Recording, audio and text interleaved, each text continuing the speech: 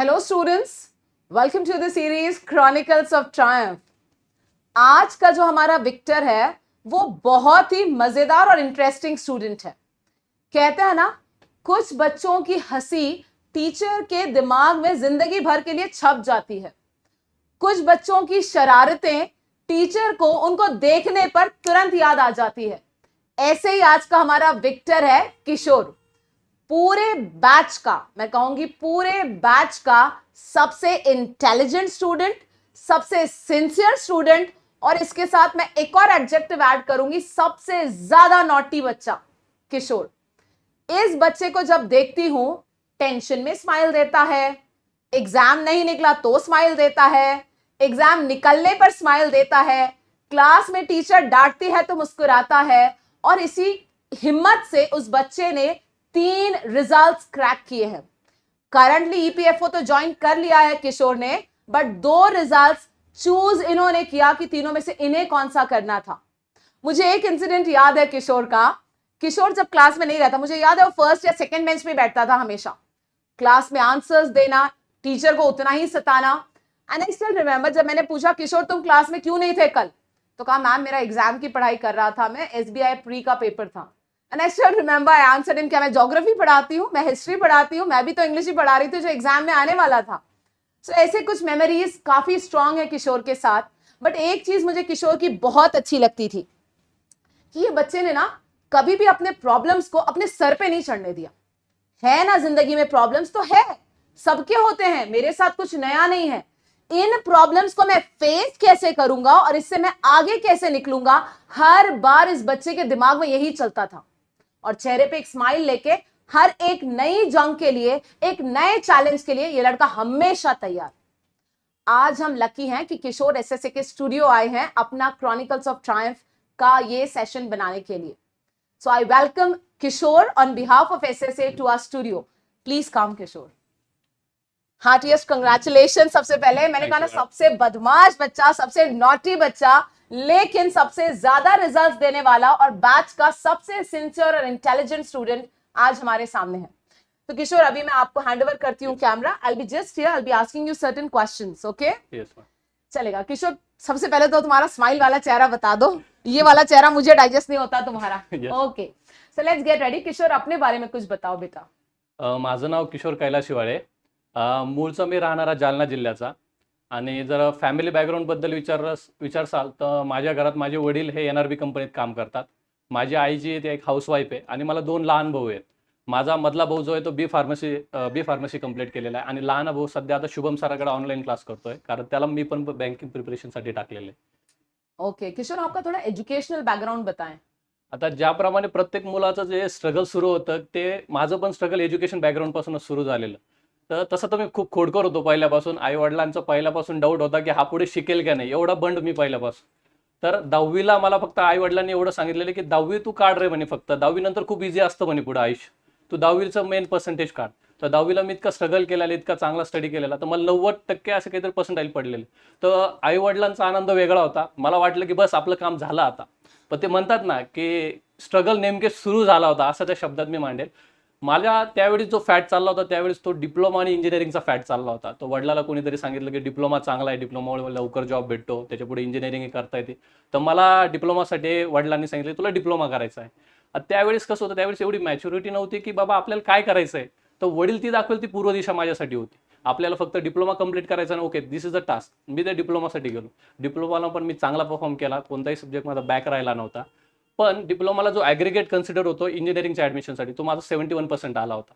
आता डिप्लोमाला मी यासाठी लागलो होतो की जॉब लवकर भेटतो, पण डिप्लोमाला जितक्या लवकर 10 ते 12 हजाराचा जॉब लवकर भेटतो ना, तितक्या लवकर इंजिनिअरिंगचं ॲडमिशन लवकर भेटत नाही. तर इंजिनिअरिंगच्या ॲडमिशनसाठीचा स्ट्रगल झाला. पहिल्या कॅप राऊंडमध्ये तर माझा नंबरच लागला नव्हता. अक्षरशः डोळ्यात पाणी आलं होतं, कारण मी समजत होतो की माझे पर्सेंटाईल चांगल्या कॉलेजसाठी एकदम बरोबर आहेत, पण पहिल्या कॅप राऊंडमध्ये माझं नावच नाही आलं. तर सेकंड कॅप राऊंडमध्ये कसं तसं मला एक बीईचं प्रायव्हेट कॉलेज भेटलं होतं, तिथे मी ॲडमिशन घेतलं आणि बीईला पण मी बऱ्यापैकी परफॉर्म केलं. माझं ॲडमिशन होतं मेकॅनिकल सँडविचमध्ये. तर बीईचं तिथं इंजिनिअरिंग कंप्लीट केलं आणि इंजिनिअरिंग कंप्लीट झाल्यानंतर हातात 2017मध्ये डिग्री होती, पण जॉब नव्हता. जो जॉब मला अपेक्षा होती की एक वडिलांची आशा होती मुलगा इंजिनियर होईल, पुढे जाऊन त्याला जॉब भेटेल, चांगल्या प्रकारे एक सुपरवायझर म्हणून लागेल. तर माझ्या आता जॉब नव्हता. प्रत्येक नातेवाईक रिकमेंडेशन रेफरन्सेस मी मागत होतो. आणि एक एक इतकं वाईट अवस्था आली होती की मला असं वाटत होतं यार मी इंजिनिअरिंग केली त्याला व्हॅल्यूच नाहीये. 4 वर्ष मी आयुष्याचे घालवलेत आणि मला जॉब भेटत नाही. तर असं करता करता एक आजोबांच्या ओळखीने मला एका इंडस्ट्रीमध्ये जॉब भेटला. इंडस्ट्रीमध्ये जर जॉब विचारला तर जॉब असा होता की मला मेंटेनन्स डिपार्टमेंटमध्ये जॉब भेटला होता. मी होतो अप्रेंटिस पोस्टवर, अप्रेंटिस, आणि ती पण कॉन्ट्रॅक्ट बेस. म्हणजे माणसाला म्हणतात ना की आशा अपेक्षा एकदम हाय टॉपवर आणि स्टार्टअप एकदम लो झोन पासून सुरू झालेलं. तर कॉन्ट्रॅक्ट बेसवर मी एकदम इंजिनिअरिंग चालू केलं की म्हणलं तर ठीक आहे, सुरुवात आहे, आपल्याला काय, आपल्याला फक्त मेहनत करायची आणि स्वतःची कॅपॅबिलिटी प्रूव्ह करायची. 4-5 महिन्यानंतर मी मेंटेनन्स डिपार्टमेंटमध्ये काम करत होतो. बेसिकली माझं काम काय होतं, मेंटेनन्स डिपार्टमेंटमध्ये सिनियर एखाद्या मशीनवर मेंटेनन्स करायला जाणार, त्याच्या मागे मी जाणार. तो माझ्याकडे त्यांचा टूल बॉक्स राहायचा. टूल बॉक्स लहान मुलं जसं गाडा घेऊन फिरतो ना, त्याप्रमाणे मी तो गाडा घेऊन त्यांच्या मागे फिरायचो. तर तो गाडा फिरवताना मला असं मनात फिलिंग यायचं, यार हेच का तो जॉब मी त्याच्यासाठी एवढे 4 वर्ष घातले. आणि वडील तर तिकडे इमॅजिन करतायत की मुलगा इंजिनियर झालाय, आता त्याच्या पुढे मोठ्या पोस्टवर जाईन. तो कॉन्ट्रॅक्ट बेस म्हणल्यावर त्याला व्हॅल्यू नव्हती. कोणी पण इकडे ये रे, जा रे, हे कर रे, ते कर रे. तो मनात ती आग राहायची की यार आपण एवढं कॅपेबल आहे, आपण एवढं डिग्री डिप्लोमा सगळं ऑल क्लिअर काढलंय, डिस्टिंक्शन मध्ये काढलंय, आणि काय करतोय तो कॉन्ट्रॅक्ट बेस जॉबवर आपण इकडे तिकडे फिरतोय. आणि मेनली तिथं अशी घटना व्हायची, ते फर्स्ट शिफ्ट, सेकंड शिफ्ट आणि नाईट शिफ्ट, ह्या ज्या 3 शिफ्ट होत्या ना, त्याच्यामध्ये मला आयुष्य कसं भरभर निघून चाललंय ते पण कळत नव्हतं आणि काही केल्याची अशी फिलिंग येत नव्हती. तर मग तिथं मी थोडंसं डिप्रेस झालेलो इंजिनिअरिंगमध्ये. मग तिथं माझा एक अप्रेंटिस मित्र पण होता, इलेक्ट्रिकल इंजिनियर. आणि मी ज्याप्रमाणे प्रत्येकाला गप्पा मारायची सवय असते की बाबा आपण काहीतरी केलं पाहिजे आयुष्यात, हे केलं, ते म्हणतात ना, सगळ्यात वाईट जेव्हा वाटतं की तुमच्यात सगळ्यात कॅपेबल असं, तुमच्यात कॅपेबिलिटी असते पण तुमच्या कॅपेबिलिटी कोणी रेकग्नाइज करत नाही. तर ते आमच्या दोघांच्या मधात तेच डिस्कशन की यार आपण एवढं केलंय, तेवढं केलंय. तर आमच्या दोघांचं असं झालं की आपण साईड बाय साईड काहीतरी चालू करूया, बँकिंग काहीतरी. तर त्याने रेल्वे चूज केलेलं आणि मी बँकिंग. ते पण बँकिंगचा क्लास मी कसा चूज केलेला, मला असं कोणी गायडन्स करणारं नव्हतं. आमच्या फॅमिलीमध्ये कोणी गव्हर्नमेंट जॉबला आधी पहिले अप्लाय केलेलं नाही, किंवा असं कोणी सांगणार नव्हतं की तू गव्हर्नमेंट जॉबसाठी जा. तर मी असं बसमधून जाताना एका बँकिंग क्लासचा बोर्ड बघितलेला, असाच क्लास होता नॉर्मल. तर त्या बँकिंग क्लासला जाऊन मी ऍडमिशन टाकलेलं. का तर 7 ते 3 आल्यानंतर दिवसभर काय करणार, आणि ती जी आग होती ती तर मिटवायची होती, काहीतरी करून दाखवायचं होतं. म्हणलं आपण एक स्टार्टअप तर देऊ. तर बँकिंग क्लास मी जॉईन केला.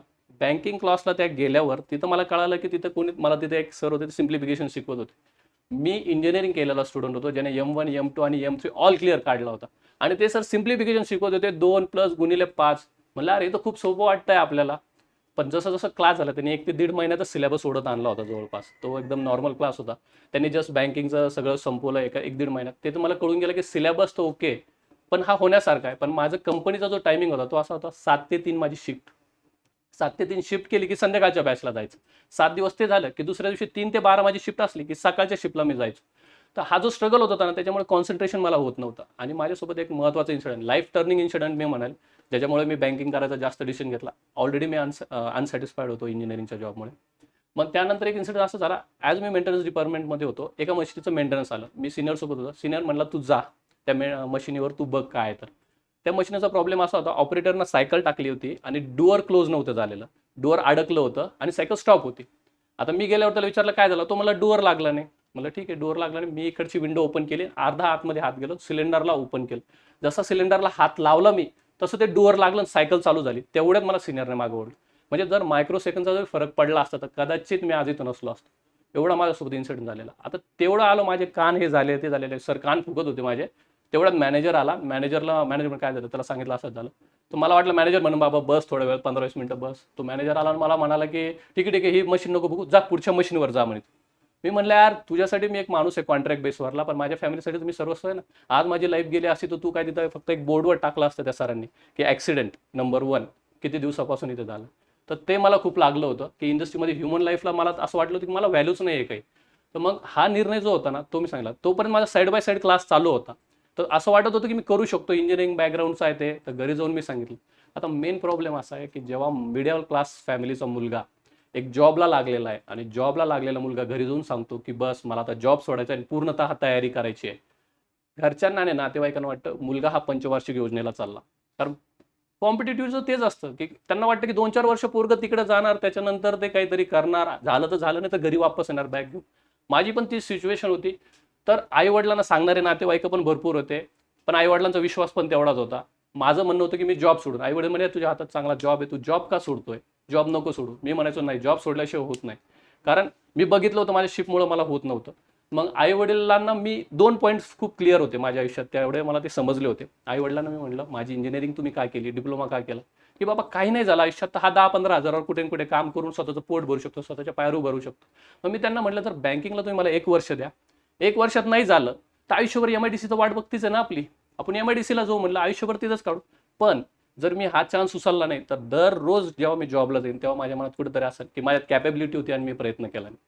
मग माझं हे असं डिस्कशन भरपूर घरच्यांना कन्व्हिन्स करणं ते मी केलं. आणि वडील लिटरली मला म्हणले की बाबा तुझी इच्छा आहे ना, जा म्हणे, काय होईल मी माझं बरं वाईट मी बघेल, पण तुला काय पैसे लागेल मी करून. आणि माझ्या घरची सिच्युएशन अशी होती की माझे वडील एक तर आपल्या कंपनीत जॉबला, जास्त काही पेमेंट नसते, किती बी असले तर 30-35, त्याच्यात आम्ही 3 भाऊ, मी मोठा, माझा मधला भाऊ आणि लहान भाऊ, तिघांची एज्युकेशन ॲट अ टाइम चालू. त्याच्यात मी जॉबला लागलेला मुलगा सोडून तयारी करायचा विचार करतोय.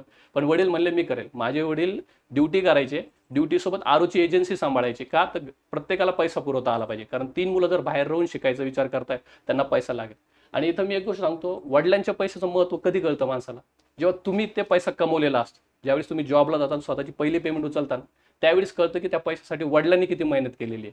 तर मला तो फॅक्ट पहिल्यापासून क्लिअर होता की वडिलांचा हार्ड अर्न मनी आपण कुठं स्पेंड करतोय. आणि बेसिकली मला काय वाटलं होतं की आपण केलंय, आपल्यासाठी बँकिंग खूप सोपी आहे, आपण 6 ते 7 महिन्यात आरामशीर एक्झाम काढून घेऊ. तर माझ्याकडे तेवढी सेव्हिंग मी करून ठेवलेली होती माझ्या प्रिव्हियस जॉबमधून. माझं चुकलं इथं, ज्या क्लासमध्ये मी लागलो होतो त्या क्लासनं मला बँकिंग काय आहे ते दिसलं होतं की सोपं आहे, सिलेबस आहे, पण बँकिंग क्रॅक कशी करायची हे मला कळालंच नव्हतं. मी आपलं घरी थांबलो जॉबला, तिथं आपलं क्लासला जाऊन स्टडी करायचं ठरवलं. मी जायचो, लेक्चर करायचो परत परत तेच, आणि स्टडीला बसायचो तर अर्धा 1 घंटा बड्या मुश्किलनं स्टडी व्हायचा माझा. आणि दिवसभर असं वाटायचं खूप स्टडी केला, मला असं वाटायचं मी बरोबर मार्गवर आहे, राईट डायरेक्शनमध्ये चाललोय. 6 महिने झाले होते. मला आठवतं मी 2017ला जॉब जॉईन केला होता, डिसेंबरला क्लास जॉईन केला 2017च्या, आणि बहुतेक 2018ला एप्रिलला मार्चला मी डिसिजन घेतला जॉब सोडायचा. तिथून मी सप्टेंबर ऑक्टोबर 2018 स्वतःचे प्रयत्न केले होते. तर मला एकही एक्झाम क्रॅक झाली नव्हती. माझा क्वांटचा अटेम्प्ट होता 12, आणि IBPS PO 2018ला माझा स्कोर होता 46, कट ऑफ होता 56. मी खूप लांब होतो स्कोअरपासून, मला क्वांट क्रॅक होत नव्हतं, खूप डिप्रेस झालो होतो. आयुष्यात असं वाटलं होतं की आपण चुकीचा निर्णय घेतलाय, आता इथून परत फिरावं लागतं. पण परत फिरायची हिंमत नव्हती, कारण पूर्ण रिलेटिव्ह हसले असते की काय गेला होता बडा फॉर्ममध्ये पण परत आला. ती जी सिच्युएशन होती त्याच्यामुळे हिंमत हारू शकत नव्हतो.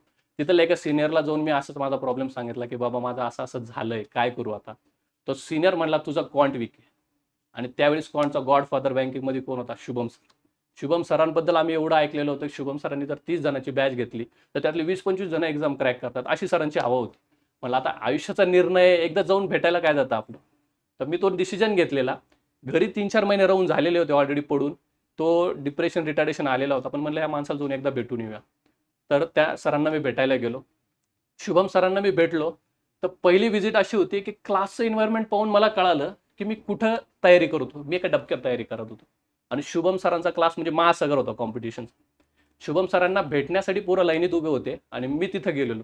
मग सरांची माझी भेट झाली. तर शुभम सरांना मी सांगितलं, मी क्वेश्चन हा नाही विचारला शुभम सरांना क्लास जॉईन करू का. मी क्वेश्चन विचारला, सर मी बँकिंगची तयारी करू का नको. सरांना सगळं सांगितलं होतं, घरचे प्रॉब्लेम असे असे आहेत, जॉब सोडून झालेला आहे, हे झालेलं आहे, आता मी काय करू. शुभम सर म्हणले, हे बघ इंजिनिअरिंग बॅकग्राऊंड आहे मला मान्य आहे, पण मी तुझी कॅपेबिलिटी लगेच सांगू शकत नाही म्हणे. तू एक डेमो क्लास कर, मला 7-8 दिवस बिंदास बस म्हणे, काही प्रॉब्लेम नाही, त्याच्यानंतर आपण ऑब्झर्वेशन करू म्हणे. आता ऑब्झर्वेशन करू म्हणल्यावर मला तर माझं कॉम्पिटिशन लक्षात आलं होतं, आणि शुभम सरांबद्दल पण मी ऐकलेलं होतं की शुभम सरांच्या क्लासमध्ये मॅक्सिमम पोरं. तर माझ्यासाठी कॉम्पिटिशन तेच होतं की ह्या क्लासमध्ये मला टॉप राहायचं, कारण मला एक जागा पाहिजे फक्त. मी जर ह्या क्लासमध्ये टॉप राहिलो तर माझं काही विषय नाही, 100% माझं रिझल्ट येईल. तर सरांच्या प्रत्येक क्वेश्चनचा आन्सर देण्याचा, मॅडमच्या क्वेश्चनचा आन्सर देण्याचा माझा विचार होता. पण माझं मॅक्सिमम काय होतं, सरांनी प्रश्न विचारला गडबडीत आन्सर देणार, 10 पैकी 5 चुकणार, 5 बरोबर येणार. असं 7-8 दिवस झालं. फतिमा मॅडम सोबत माझा रेपोर्ट तयार झाला होता चांगला. फतिमा मॅडम पण लेक्चर पण मी खूप आवर्जून करायचो, सोनी सरांचे लेक्चर करायचो. 7-8 दिवस झाल्यानंतर मला शुभम सरांनी बोलवलं. शुभम सरांनी मला सांगितलं ऑब्झर्वेशन केल्यानंतर, शुभम सर म्हणले, किशोर तू हुशार आहे, बी बॅकग्राऊंड पासून आहे, त्याच्यामुळे तुला खूप हेल्प होते, पण तू गडबड खूप करतो म्हणे. आणि बँकिंगमध्ये आहे ना, तू किती सोडवलं याच्यापेक्षा किती करेक्ट आले याला जास्त महत्त्व आहे म्हणे. ॲक्युरसी मॅटर करते आणि पेशन्स पण मॅटर करते, आणि ते माझ्यात नव्हते. पेशन्स म्हणजे मी एकदम मॅडमने सांगितलं त्यानुसार एकदम चंचल हे करायला. मग मला कळून चुकलं होतं आपल्याला त्याच्यावर काम करायचं गरज आहे. आणि दुसरी गोष्ट शुभम सरांनी जी सगळ्यात बेस्ट माझ्यासाठी केली होती ती, की मला मेंटॉर म्हणून फतिमा मॅडम दिल्या होत्या. मला शुभम सरांनी सांगितलं तू रिपोर्ट करायचं फतिमा मॅडमला, कारण फतिमा मॅडमच तुला हँडल करतात. आणि फतिमा मॅडम जेवढा लाड करतात ना तेवढा रागवतात पण. मी जर क्लासमध्ये कोणाला घाबरत असेल ना तर फतिमा मॅडमलाच घाबरायचं. कारण फतिमा मॅडमचं कसं होतं, मॅडम प्रेम पण एवढे करायचे ना, म्हणजे बँकिंगला जर आलो ना तिथे मला असं कधी बाहेर असल्यासारखं वाटत नाही, कारण तिथं काळजी घेणार फतिमा मॅडम होत्या, चारदा विचारणार फतिमा मॅडम. जे प्रॉब्लेम मी शुभम सरांना सांगितले होते त्याच्यातलेच प्रॉब्लेम मी मॅडमला पण सांगितले होते. मॅडमला मी म्हणलं होतं की मॅडम माझा असं असं प्रॉब्लेम आहे, मला डायरेक्शन नाही आहे, मला स्टडी करायची खूप इच्छा आहे, पण काय करू. फतिमा मॅडमने स्पेशल माझ्यासाठी एक टाइम टेबल लिहून दिला होता. मला फतिमा मॅडमने सांगितलं होतं, स्टडी पॅटर्न होता माझा. 7 ते 10 माझी बॅच होती. 10ला मी बॅच करायचं, मॅडमने सांगितलं अर्धा एक घंटा थोडासा रिलॅक्स व्हायचं. 11 ते 1 मी क्वांट करायचं. 11 ते 1 मी जर क्वांट करत असेल तर त्यातला 1 घंटा सिम्प्लिफिकेशन, क्वाड्रेटिक इक्वेशन आणि नंबर सिरीज म्हणजे बेसिक कन्सेप्ट, आणि 1 घंटा कोणता पण चॅप्टर जो सर शिकवत आहेत म्हणजे ॲव्हरेज शिकवत असून त्याच्या मागे लागायचं. 3 दिवस जर आपण तो केला तर तो चॅप्टर संपून जायचा आणि माझी प्रॅक्टिस पण होऊन जायची. असं झालं की नेक्स्ट चॅप्टर त्या 1 घंट्याच्या जागी घ्यायचं म्हणजे पर्सेंटेज. असं मॅडमनी क्वांटसाठी सांगितलं. 11 ते 1 मी क्वांट करायचो, 1 ते 2 मी जेवायला जायचो. 2 वाजता आलं की 2 ते 4 एल आर म्हणजे लॉजिकल रिझनिंग. तिथं पण मॅडमने काय सांगितलं होतं, तुला थोडंफार एक्सपिरियन्स म्हणजे तू डायरेक्ट पझलला बस, कारण जेवण आल्यानंतर झोप येते आणि पझल माझ्यासाठी खूप हार्ड पार्ट होता. तर मी 1 घंटा पझल करायचो आणि 1 घंटा सेम कोणता तरी एक चॅप्टर सिलॉलिझम किंवा इनइक्वॅलिटी चूज करायचा आणि तो सोडवायचा. आता काय झालं होतं, माझं क्वांट आणि एलआरचं बेसिक मला स्टडी पॅटर्न भेटला होता की हा करत चालायचा. आणि मॅडमने त्यात बेस्ट सांगितलं होतं की 4 ते 5 जे आहे ना आपलं, एक मॉक टेस्ट द्यायची म्हणे. आणि मॉक टेस्टचे बेनिफिट असे आहे, म्हणजे मी प्रत्येक तयारी करणार पोरं सांगेन की मॉक टेस्टचे 3 फायदे सगळ्यात महत्त्वाचे. सगळ्यात पहिला, मॉक टेस्ट जर तुम्ही दिली तर सगळा सिलेबस 1 घंट्यात हाताखालून निघतो, तुमच्या कन्सेप्ट जे आहे ना रिवाईज होतात. दुसरा सगळ्यात महत्त्वाचा, टाइम मॅनेजमेंट. तुम्हाला कोणत्या क्वेश्चनला किती टाइम लागतोय, तुम्ही कोणत्या क्वेश्चनवर किती वीक आहे हे तुम्हाला कळायला सुरुवात होते. आणि तिसरं, प्रेशर हँडलिंग. जेव्हा तुम्ही फॉर्ममध्ये एखादं पझल उचलता आणि ते पझल बसत नाही ना, त्यावेळेस तुमची काय धांदल माजणार आहे तुम्हाला ते कळतं. तर ते 3 पॉईंट मला मॉक टेस्टमुळे भरपूर चांगले कळाले होते. तर ते मॉक टेस्ट द्यायचो. त्याच्यानंतर मॅडमने सांगितलं होतं की बाबा एवढा अभ्यास केल्यानंतर रिलॅक्स 2 घंटे आरामशीर काहीतरी करायचं. तर मी जनरली जे चिटचॅट गप्पा फ्रेंड्ससोबत ते करायचो. 7 वाजता घरी गेलं की सगळ्यात मोठी भीती, 7ला इंग्लिश हटकून ठेवलेला होता, कारण मॅडमचा घरी गेल्यावर अभ्यास केला पाहिजे. दुसऱ्या दिवशी मॅडमने दिलेले जीएसटी शब्द सगळे ओके, कारण मला माहित होतं मॅडमचा मूड आला फटकून उठवणार आणि सांग किशोर, म्हणून मी मॅडमचा अभ्यास कधी चुकवला नाही. मॅडमचा अभ्यास करायचो इंग्लिशचा. जेवण झालं की माझं काय राहायचं, जी मॉक टेस्ट दिली ना त्याचं ॲनालिसिस करायचं, कारण रात्री एकदम शांत माइंड राहायचा, काय चुकलंय काय नाही ते बघायचो मी. आणि रात्री झोप येताना कसं थोडा असं अभ्यास पाहिजे, म्हणून मी कॉन्टचा जे असेल, जे चुकलेले क्वेश्चन असेल काय असेल ते ॲनालिसिस करायचं. तर यामुळे काय झालं होतं, मला एक विशिष्ट डायरेक्शन भेटली होती स्टडीची, की माझा टाइमपास होत नव्हता. आणि फतेवा मॅडमचं एक चांगलं काय होतं माहिती का, मला मॅडमने जसा टाइम टेबल दिला, फतेवा मॅडमने, मी बसायचो लायब्ररीच्या वर स्टडीला, म्हणजे जिथे क्लास व्हायचा त्याच्यावरच गॅलरीमध्ये स्टडीला बसायचो आणि एकटा बसायचो मी, ग्रुप स्टडी करत नव्हतो. मॅडमनी येऊन चेक करणार, मॅडम हा बसला एक नाही स्टडीला. मला धाक पडलेला, म्हणलं मॅडम येतात आणि चेक करतात मी स्टडीला ऐकते. त्याच्यामुळे मी एक दिवस कधी तिथं खाडा करायचो रे, की मॅडम कधी येतील आणि चेक करतील आणि मी तिथं नसलो तर, म्हणलं मॅडम तर रागवणार 100%. तर माझा स्टडी नेहमी त्या सायकलनं चालायचा. आता हा चालू केला होता मी ऑक्टोबरपासून, माझी बॅच नोव्हेंबरला झाली पण मी ऑक्टोबरला ऑलरेडी जॉईन झालो होतो. ऑक्टोबर नोव्हेंबर पासून केलं होतं हा पॅटर्न मी चालू केला, आणि डिसेंबरला माझा पहिला रिझल्ट IBPS क्लर्क मला प्री हातात आला होता. म्हणजे मी एवढा खुश झालतो ना, की म्हणलं यार 1.5 महिन्यात 2 महिन्यात मी तर एकदम येणं करतोय, आणि माझा पहिला IBPS क्लर्क प्री क्रॅक झालाय. मी सगळ्यात पहिला फोन आई वडिलांना केला, दुसरा फोन फतिमा मॅडमला केला, आणि तिसरा डायरेक्ट शुभम सरांकडे पळत गेलो. मला सर रिझल्ट आला, मेन्सचं काय करू. 15 दिवस राहिले होते, हायपर झालेलं होतं. सरांनी पाहिलं, पेशन्स म्हणला, थोडंसं दम मार म्हणला, मेन्स आलेली आहे, 15 दिवसात तेवढी प्रिपरेशन होणार नाही, तू तुझा बेस्ट अटेम्प्ट दे, पण चिल राय म्हणे. शुभम सरांचं ते नेहमीचं वाक्य, चिल राय जा, पेपर फाडू नये म्हणे, जेवढे तेवढं. म्हणलं ओके सर. गेलो, पूर्ण दम लावून टाकला होता. तरी पण 10-12 मार्काचा काहीतरी गॅप राहिला होता, 88 काहीतरी आलो आणि कट ऑफ 98 काहीतरी गेला होता, IBPS क्लर्क गेला. आता एवढा फॉर्ममध्ये आलो, तो कॉन्फिडन्स तर वाढला होता, पण मॅटर असं झालं की बँकिंगचं रिटार्डेशन पिरियड सुरू झालं होतं. बँकिंगचं रिटार्डेशन पिरियड म्हणजे जानेवारी ते एप्रिल. माझी बॅच चालू होते, पण त्या टायमात अशी मोठ्या काही एक्झाम येत नव्हत्या की ज्याच्यात मला चान्स भेटेल माझी प्रूव्ह करायला. पण एक चांगली गोष्ट होती, मला भरपूर सल्ले होते, मी माझ्या प्रॅक्टिसच्या बाहेर पडलो नाही. मी इव्हन MBAचा क्लास जॉईन केला. मी सरांना म्हणलं सर मला MBAचं पण एक्झाम द्यायची. सर म्हणले बस ना, काही प्रॉब्लेम नाही MBAच्या बॅच. मी MBAची एक्झाम केली. मला जॉईन नव्हतं करायचं, पण मी प्रॅक्टिसमध्ये राहावं म्हणून मी MBAचे क्लास केले. MBA CET केली, त्याच्यात पण माझे पर्सेंटेज चांगले आले होते. त्याच्यानंतर मी 1 टायर एक्झाम म्हणजे जे असतात, syndicate bank, bank of Baroda, त्या दिल्या. त्या पण 10-12 मार्काने चालल्या गेल्या माझ्या. आता पिरियड इथं जो आला होता, इथे माझा टर्निंग पॉईंट आला होता की एप्रिल माझी मार्चमध्ये बॅच संपलेली होती. घरी फायनान्शियल क्रायसिस सुरू झालेले होते, आणि त्याच्यात एक इमोशनल क्रायसिस असा आला होता की माझे वडील मला भेटायला आले होते. माझी तब्येत भरपूर टेन्शन खराब झाली होती, कारण मी म्हणलं हार्ड अर्न मनी वडिलांचं करत होतो, एक्झाम निघत नव्हती, रिटार्डेशन पिरियड सुरू झालेला होता, तब्येत डाऊन झालेली होती. वडिलांनी मला बघितलं, घरी गेले आणि आईला झापलं, मुलाची तब्येत बघ म्हणे कसं झालाय म्हणे तो मेसचं खाऊन खाऊन तिकडे. तर आईचा मला रात्री फोन आला म्हणे तुझ्या वडिला डोळ्यात पाणी होतं आणि बोलताना, तू इथे ये. तुझी तयारी करायची ना तुला फक्त, तू इथे येऊन तयारी कर, काय करायचं घरी तुला लागते म्हणे. मला माहित होतं ऑलरेडी माझे 2 भाऊ एज्युकेशन करतायत, इकॉनॉमिकल क्रायसिस आहे, हे फायनान्शियल, आणि वडिलांच्या डोळ्यात पाणी आलं म्हणल्यावर मला सुचलं नाही. म्हणलं आता आपल्याला अभ्यासच करायचा आहे ना, आपण घरी राहून करू.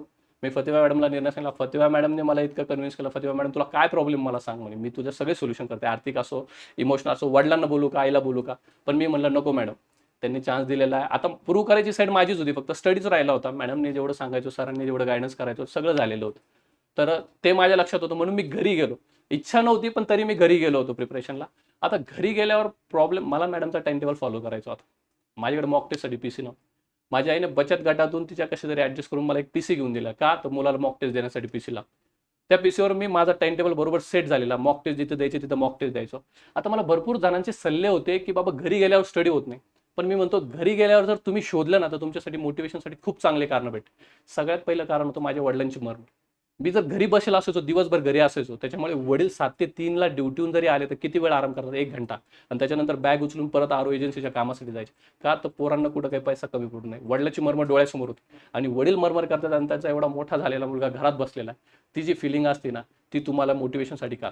दुसरं सगळ्यात मोठं मोटिवेशन रिलेटिव्ह असा प्राणी आहे ना, घरी आला ना तुम्हाला तो बोलणार चांगला, पण जाता जाता तुम्हाला असा घाण टॉन्ट मारून जाणार की तुमच्यात आग लागणार की मला काहीतरी करून दाखवायची वेळ आलेली आहे. तर माझ्यासाठी घरी ते खूप मोटिवेशन होतं. माझ्या मोटिवेशनची कमतरता नव्हती. असं करत करत स्टडी तर जबरदस्त चालू होता. प्री एक राहिली नव्हती जे क्रॅक करत होता. माझ्याकडे माझी एक ट्री ऑफ होप होती. म्हणजे मी त्याला म्हणतो ट्री ऑफ होप, म्हणजे असा टाइम टेबल लिहिलेला होता ज्याच्यावर कोणकोणते एक्झाम आहेत माझ्यासमोर. एसबीआय क्लर्क, त्याच्या खाली आयबीपीएस क्लर्क, त्याच्यानंतर IBPS PO, date wise, pre date कधी आहे, मेन्स डेटमध्ये आहे, कोणाची प्री निघलेली आहे, कोणाची मेन्स आहे, असं त्याच्यात. त्याला मी ट्री ऑफ होप म्हणायचो. तर आईला मी काय सांगायचो, हे झाड आहे माझं. माझ्या आई म्हणे ते झाडाला मी काय करू, तुला फळ कधी लागणार. म्हणलं लागणार, फळ लागणार, तू काळजी करू नको. तर माझे मार्क असे कमी कमी होत आलेले. मेन्सचा म्हणजे कट ऑफ जो होता ना तो काय झालेला, पहिले 10 मार्कामुळे जायची, नंतर 8 मार्कामुळे जायला लागली, नंतर 7, 6, असं करत करत मी कमी कमी याच्यावर आलो. तर एक ठिकाणी असं वाटलं होतं की एसबीआय क्लर्क आहे ना माझा डॅम शुअर निघणार. तो वर्स्ट पिरियड ऑफ माझा लाईफ होता की एसबीआय क्लर्क मला असं वाटलं डॅम शुअर निघणार. मी पेड्याच्या दुकानासमोर उभा होतो, इतका मी डॅम शुअर होतो. कारण माझा अटेम्प्ट जास्त होता, बाकी ॲव्हरेज अटेम्प्ट पोरांनी सांगितलं 90 आहे, माझा 110 अटेम्प्ट होता. मी इतका ओव्हर कॉन्फिडन्स झालो की मला आपण तर खूप जास्त तयारी केलेली आहे. आणि बघितलं तर पहिले रजिस्ट्रेशन नंबर टाकलं, नाव नाही आलं. मला अरे तिथं रोल नंबर टाकायचा आहे. परत होप वाटली की येणार आहे रिझल्ट, आणि टाकला तर नंबरमध्ये नाव नाही. इतका डिप्रेस झालो होतो. घरी येऊन झोपलो मी. झोपलेलं आईला माहित होतं, पोरगं येऊन घरी झोपलं म्हणजे एक तर याचा रिझल्ट आलेला नाही. आई आली, म्हणजे काय झालं, मला गेला एसबीआय क्लर्क पण गेला. मनात अशी फिलिंग होती यार खरंच आपण बँकिंगच्या लायकीचं आहे का. आता एवढे आपण एक्झाम दिल्या, 1.5 वर्षापासून आपण करतोय, पण आपली एक्झाम निघत नाही, काय करावं. पण आई काय म्हणली, अरे ते झाडाचं काय आहे, झाडाला तर अजून भरपूर बाकी आहे ना, म्हणजे तुझं अजून एक्झाम.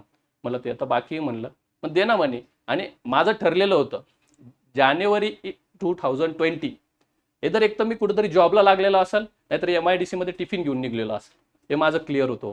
आणि नशिबानं असं झालं की एसबीआय क्लर्क मेन्स गेल्यानंतर मी थोडं ॲनालिसिसमध्ये पण चांगलं होतं. माझं ॲनालिसिस करायचो. माझं ॲनालिसिस करता करता मला लक्षात आलं की मी पझलमध्ये वीक पडतोय, थोडं हे करतोय आणि जीके मागं पडतोय. मी त्याच्यावर कमांड घेतली. त्याच्यानंतर पहिला रिझल्ट माझा डिसेंबर 2019 LIC ADO आलेला.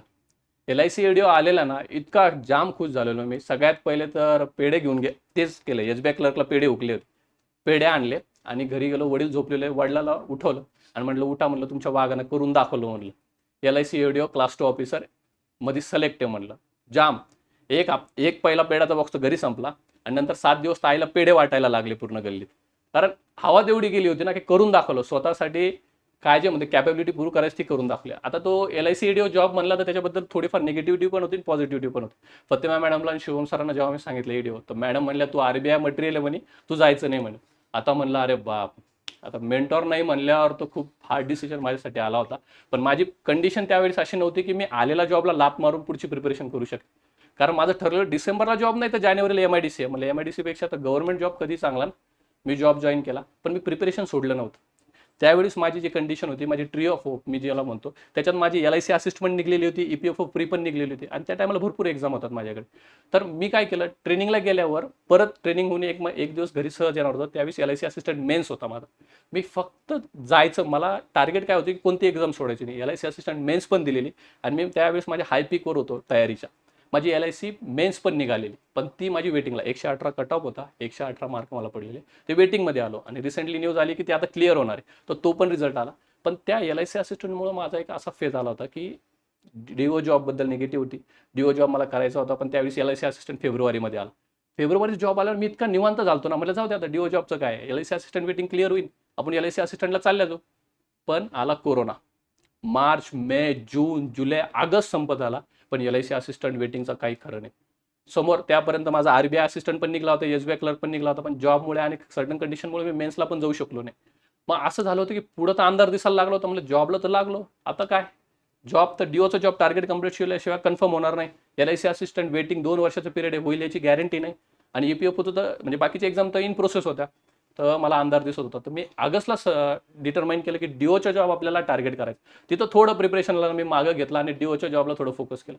ऑगस्ट महिन्यापासून मी DOच्या जॉबला लागलो, काम करायला सुरुवात केलं आणि जानेवारी महिन्याला माझं कन्फर्मेशन पिरियड होता. जानेवारी महिन्यात माझं टार्गेट कंप्लीट झालेलं होतं. ज्या दिवशी माझं टार्गेट कंप्लीट झालं त्या दिवशी EPFO SSCचा रिझल्ट माझ्या हातात होता. EPFO SSCचा रिझल्ट म्हणजे देव जे आपण म्हणतो ना की देतो तर छप्पर फाडून देतो. मी नेमके कन्फर्म झालो, DOच्या जॉबला मी कन्फर्म झालो आणि EPFOचा पण रिझल्ट आला. तर आनंद तर झालता, पण कन्फ्यूज एवढं झालतो ना EPFOला की आता चूज कोणतं करावं. ॲज युज्युअल सगळ्यांचं गायडन्स घेतलं, मॅडम सरांचं. सगळे म्हणले की बेटर EPFO SSCला तुला प्रिपरेशनला पण पुढे जाईल, टार्गेटचं टेन्शन राहणार नाही. आणि भरपूर कंडिशन होतं आणि मी स्वतः निर्णय घेतला की EPFO म्हणजे मी SSCमध्ये आलो होतो एक जॉब जॉईन करण्यासाठी, फक्त एक जागा आणि एक जॉब.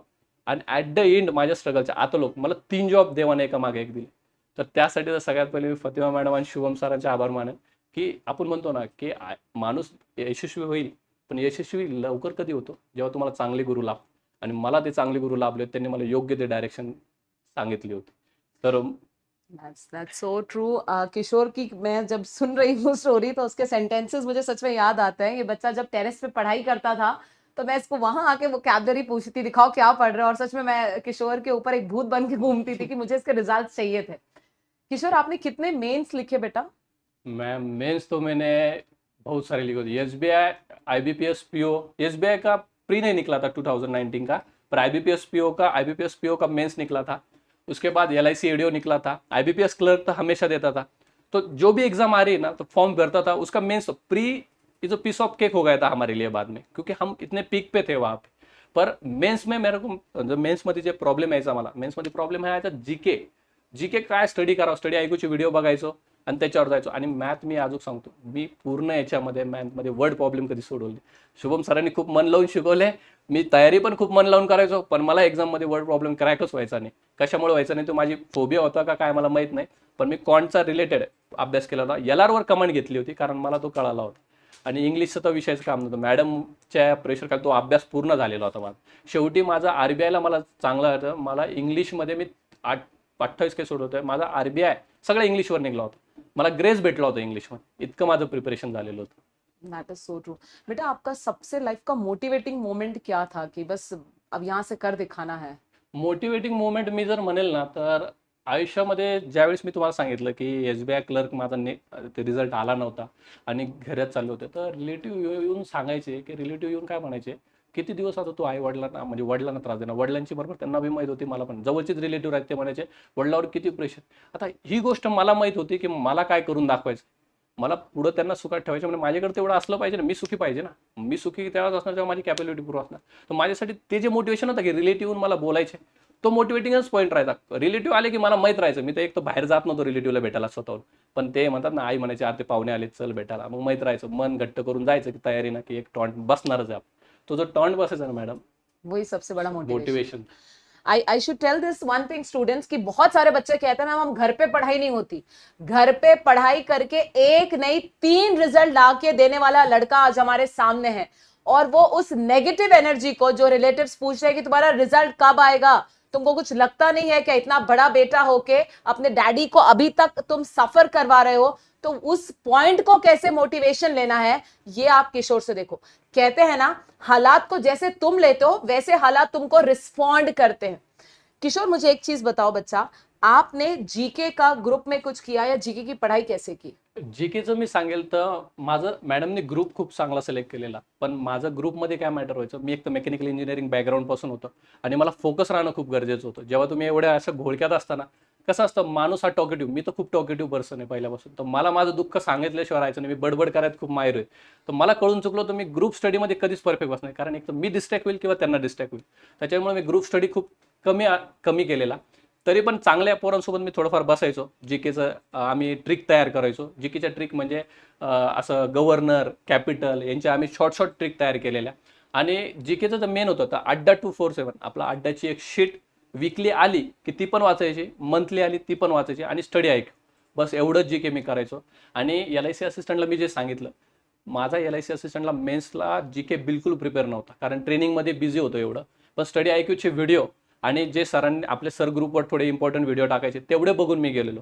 17 कट ऑफ होता आणि बहुतेक माझा त्या 17 कट ऑफवरच जीके निघला असं. So true. बेटे आपके रिलेटिव्स का अब पर्सपेक्टिव क्या है आपको लेकर? नाही नाही, आता तर सगळे रिलेटिव्ह म्हणतात ते नाही गेलं मग तुम्ही हे करू शकत नाही का, दुसऱ्यांना असं सर्व आम्ही तर म्हणलो त्याच्यात कॅपेबिलिटी होती. कारण जोपर्यंत तुम्ही स्वतःला प्रूव्ह करत नाही ना, तोपर्यंत लोक तुम्हाला म्हणणार की याच्यात काही आहे की नाही, करेल का नाही. पण जेव्हा तुम्ही करसाल ना, मी तर म्हणलो होतो तो करू शकतो म्हणून, हा असा प्रोस्पेक्टिव्ह त्याचा तुमच्याबद्दल होणार आहे. तर त्याच्याबद्दल तर एकदम निवांत राहायचं. करेक्ट. बच्चा आप एस्पायरिंग स्टूडेंट्स को क्या बताना चाहते हो, जो लोग अभी प्रिपेयर कर रहे हैं उनको क्या बताना चाहोगे? अस्पायरिंग स्टुडंट म्हणजे माझा लहान भाऊ पण स्वतः प्रिपेअर करतोय, तर मी तुम्हाला सगळ्या लहान भावासारखंच तुम्हाला महत्त्वाचे 3-4 पॉईंट माझ्या लाईफमध्ये सांग. सगळ्यात पहिलं तर स्टडी शेड्यूल तुम्ही प्रिपेअर करा.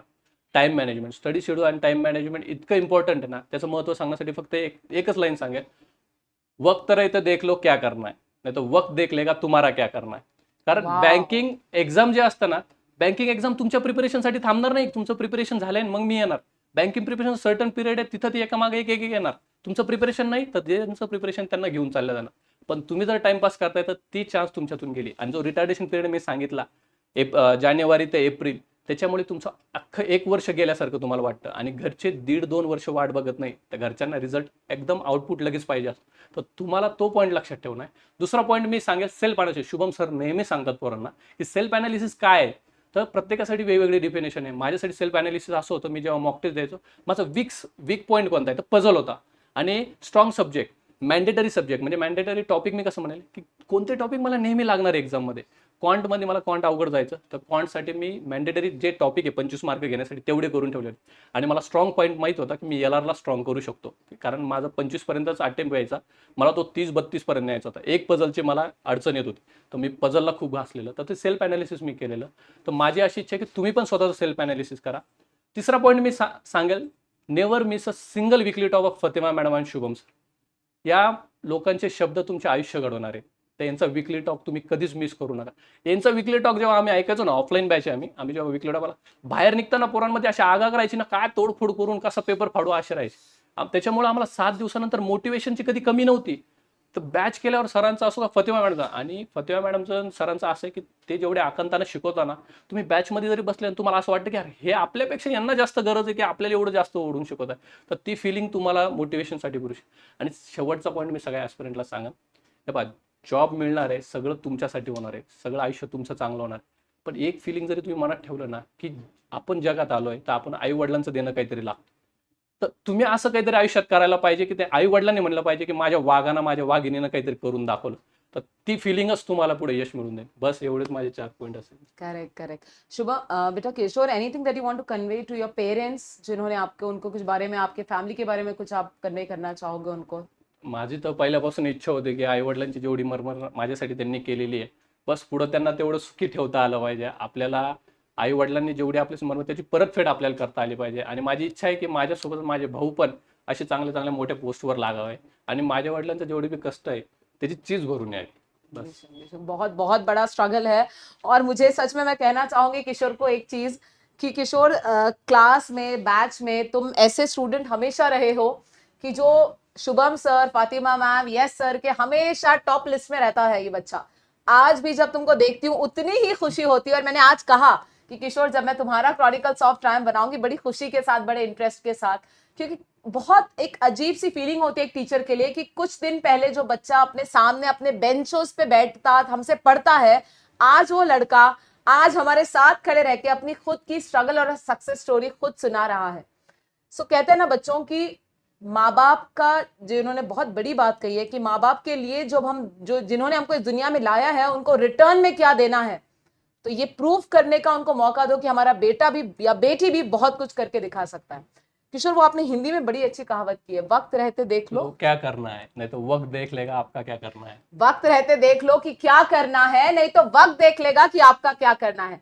डेस्टिनी को खुद के हाथों से बनाने की ताकत रखते हो तो उठ जाओ, वरना फिर डेस्टिनी के बहाव में आके जो आपके सामने आ जाएगा उसको एक्सेप्ट करने के लिए फिर हिम्मत कर लो।